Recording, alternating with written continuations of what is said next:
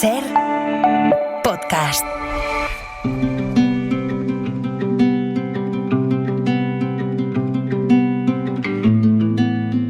Continuamos en Ser Historia, pasamos de página a nuestro particular libro de historia y en los próximos minutos nos vamos a adentrar en la historia de las palabras, el origen curioso de algunos términos cotidianos que empleamos a diario y que en muchas ocasiones desconocemos cuál es el origen y cuál es el trasfondo histórico que hay detrás de ellos. Y es una sección que siempre hacemos con nuestro palabrista oficial, como le denominamos cariñosamente. Él en realidad se dedica a la publicidad, a la comunicación. José Luis Díaz Prieto, como siempre, bienvenido de nuevo a Ser Historia. Bien hallado, Nacho, otra vez. Muchas gracias. En esta ocasión querías hablar de una palabra, embargo, que ya sea el momento histórico en el que hagamos este programa, siempre va a estar presente, ¿no? Porque embargos ha habido a lo largo de la historia y está siempre en boca de todo el mundo, pero tiene un trasfondo y un origen histórico, claro. Como muy bien dices, embargos ha habido desde siempre y creo recordar que en Atenas, en la antigua Grecia, ya se aplicaban embargos, ya realmente la flota naval ateniense, que como sabes era realmente líder indisputada en los mares en el Egeo, pues realmente existen ya referencias de embargos. Pero es una palabra interesantísima desde el punto de vista histórico, ¿no? Y es una palabra también interesante en sí misma porque es una de las contribuciones de lo que se llama los préstamos que ha hecho el castellano al idioma inglés, porque la usan normalmente los ingleses, o sea, no dicen embargation, dicen embargo. Fíjate, José Luis, muchas veces nos rasgamos las vestiduras aquí de forma patriota diciendo que estamos tomando muchos anglicismos, que tal y cual, y ellos hacen lo mismo con el castellano. A ver, hay uno muy conocido que es siesta. Hay uno muy conocido que es siesta, liberal, pero embargo hay muchísimas palabras que ellos utilizan tomadas del castellano.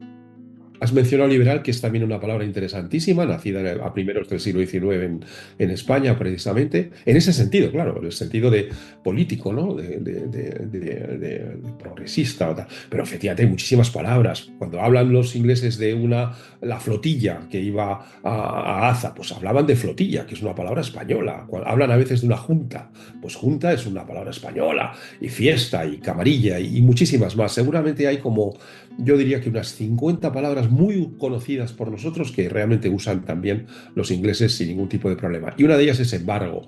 Embargo la hemos oído en boca de grandes prebostes de la política, ¿no? Y es una palabra que, ya te digo, resuena justamente a España.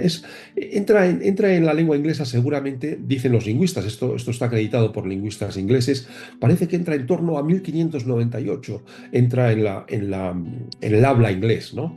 Que es cuando falleció, en 1598 falleció precisamente el rey prudente, Felipe II. Eran los tiempos en los que los españoles, esta es la razón por la que entra en el habla de los ingleses, se enfrentaban en el Atlántico, ¿no? Para ver quién dominaba realmente el tráfico comercial, que España, la corona hispánica lo quería monopolizar y los ingleses no estaban nada de acuerdo en que se monopolizase el tráfico comercial con Latinoamérica. A Felipe II se le ocurrió una forma drástica de combatir a los británicos y la idea era prohibir cualquier navegación de un barco con bandera inglesa, ¿no?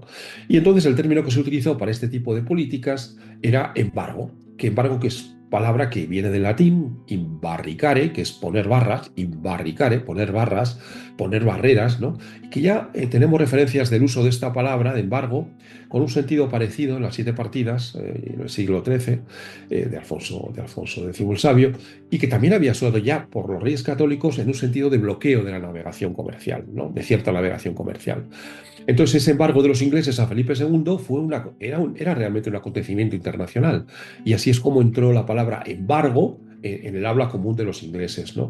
Luego, años más tarde, ya una vez cogido el truquillo, la corona hispánica realmente promovió el embargo también a los holandeses. Cuando los holandeses se sublevaron las Provincias Unidas se sublevaron contra el dominio de Felipe II, pues Felipe II impuso un embargo a los holandeses, ¿no? Y luego el sucesor de Felipe II insistió, y el sucesor de Felipe III también insistió. O sea, todos los reyes, los Felipes, todos fueron realmente maestros del embargo, pero fue un embargo que apenas valió para nada, casi lo contrario, ¿no? No le sirvieron de casi nada a la monarquía hispánica. Por ejemplo, en muchos casos los holandeses, astutos como pocos, se las arreglaban para registrar los barcos, por ejemplo en Hamburgo, uno de los puertos de la Liga Hanseática, y con un papelito, como se hace ahora en nuestros tiempos con los barcos petroleros, con un papelito de la Liga Hanseática decía, no nos puedes impedir la navegación porque somos de la Liga Hanseática, que son amigos de la corona hispánica. Así que no valieron para nada. Todo lo contrario, realmente todas estas medidas proteccionistas al final lo que consiguieron es casi empobrecer a la corona española, a la monarquía hispánica.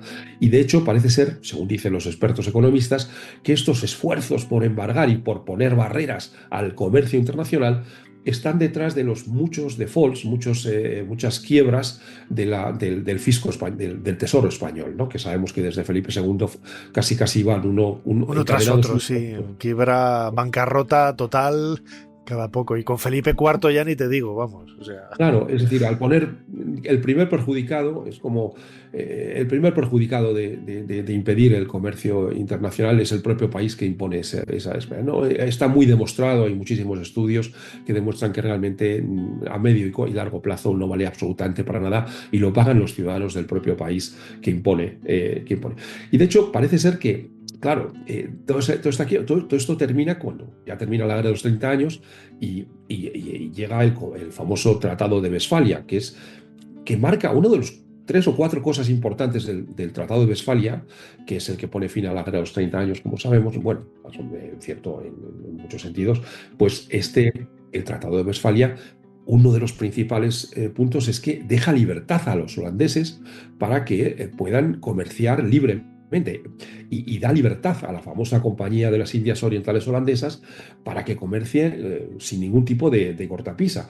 Y ahí es donde comienza realmente la decadencia, posiblemente, o se podría decir que comienza la decadencia de España y de Portugal en beneficio de los holandeses y de los británicos un poco más tarde, ¿no? Así que realmente, bueno, el embargo es un invento, si se quiere, en cierto modo es un invento español, si se me permite, aunque sea una cosa muy antigua, pero la palabra por lo menos sí que en ese sentido sí que es un invento español.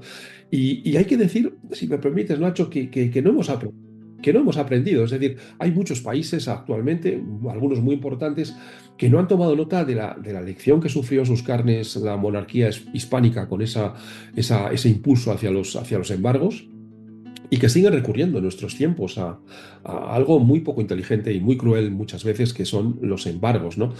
Olvidando que la teoría económica demuestra que realmente el comercio, la libertad de comercio internacional acaba favoreciendo y permitiendo la especialización de cada uno de los países en aquello que produce de una manera más rentable y que por lo tanto redunda en beneficio, esa libertad redunda en beneficio de todos. Así que nada, bueno, pues tenemos una palabra más, embargo, que bueno, tenemos el pequeño orgullo de que la oímos en la voz de muchísimos muchísimos poderosos políticos que insisten en creer que mediante embargo se pueden conseguir las cosas en lugar de con la buena voluntad y con la inteligencia diplomática.